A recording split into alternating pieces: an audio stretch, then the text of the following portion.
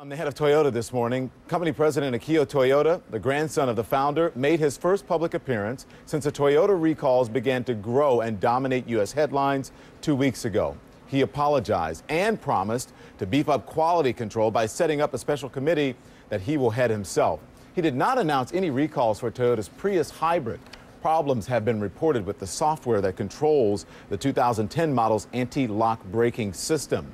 Meantime, the company is working to fix gas pedal-related problems on millions of recalled cars. So just how much is this hurting Toyota? CNN's Kyung Law takes a look for you. I'm hoping they're being honest about the fix, and I'm going to give them an opportunity to prove themselves. Many loyal Toyota owners battered by headlines of recalls and runarounds, now wary of a company they've trusted for decades. And here's why. Number one, accusations the auto giant failed to come clean with customers about serious safety issues.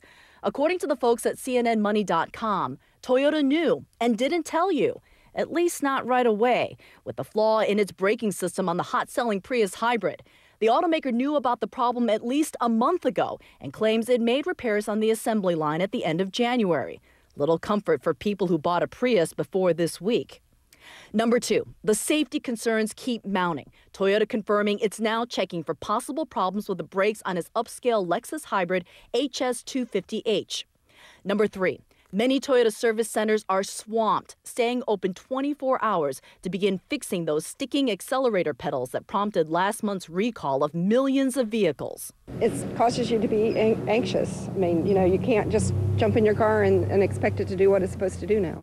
But now many auto experts claim an electrical malfunction may be the problem, not those pedals. And the big picture, Toyota will almost certainly have a credibility problem long after all the repairs are complete. Every car manufacturer has issues. Right. And the secret is that, they do build a quality product. And I think it's going to cause a lot of customers to go elsewhere. And it's very hard and very expensive to earn their loyalty back.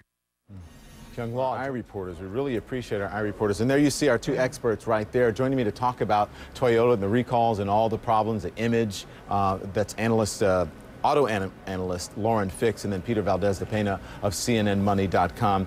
Thank you, guys. We've seen a lot of you on television, and as well we should. This is a huge problem.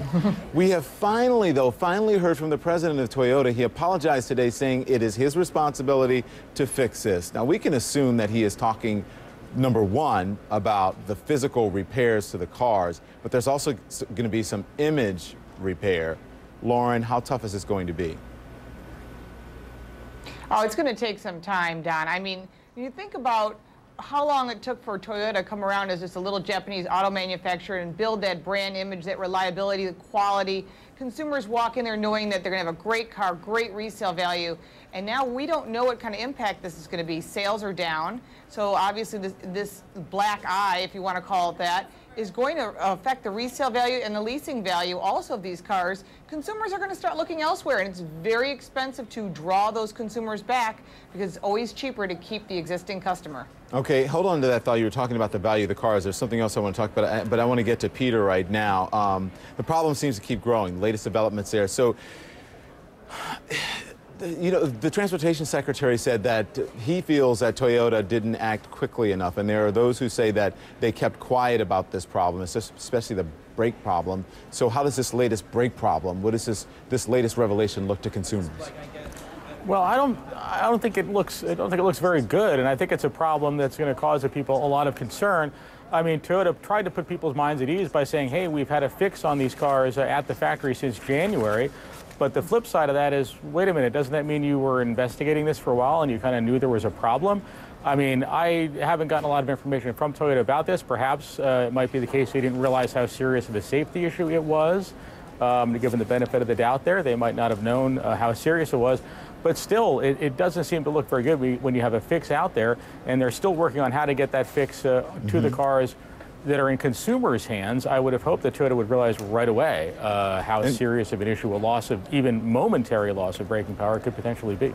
So Peter, here, I was reading you from CNNmoney.com, and it's you and someone else who wrote this article. This is a thing that caught my eye. With Standards & Poor's believes that the latest developments may affect the company's reputation for quality, weakening its competitive position, which means if they need to borrow money, if they need some sort of credit or what have you, need something to hold them you know, during this process, it's going to be very difficult. They may have problems in the future. Yeah, I mean, I think it's going to be, I read someone somewhere said, a new normal for Toyota. Toyota's always had this image of being just about perfect for reliability and dependability. Toyota has shown that no, they've never been perfect, but now they've shown it very publicly that they are not perfect in dependability and reliability. They are going to have somewhat of a tougher time competing for those customers, especially as companies like Ford, for example, and GM have improved their quality greatly and now can make a better case to say, hey, you know what? There's really not that much of a difference between us and Toyota anymore.